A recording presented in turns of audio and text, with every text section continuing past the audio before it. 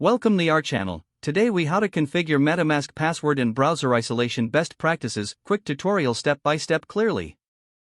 To configure your MetaMask password, begin by opening the MetaMask extension in your browser. If you are creating a new wallet, click on Create a Wallet.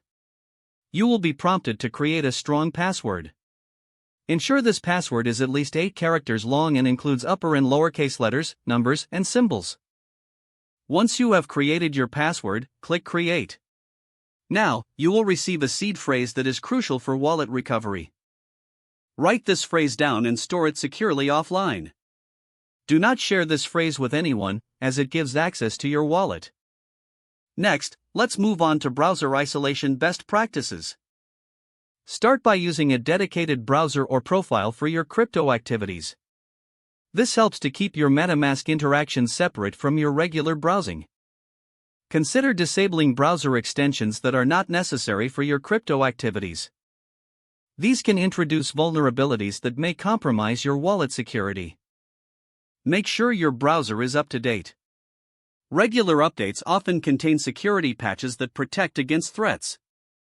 Enable two-factor authentication on your email and any accounts linked to your wallet. This adds an additional layer of security. When interacting with websites, double-check the URL to ensure you are on the official site. Be cautious of phishing attempts that mimic legitimate platforms. Lastly, regularly check your account activity for unauthorized transactions. Staying vigilant can help protect your assets effectively. If the page does not load, refresh the browser or try again in a private or incognito window. Make sure you are using the correct email address, then retype it carefully to avoid small typos. If your password is not accepted, use the reset option and create a new strong password you can remember. Check your spam folder for verification or security emails, then complete any requested confirmation steps. Enable two-factor authentication if available to improve account security and reduce unauthorized access risk. After signing in, review your profile details so your contact information and settings are accurate and current.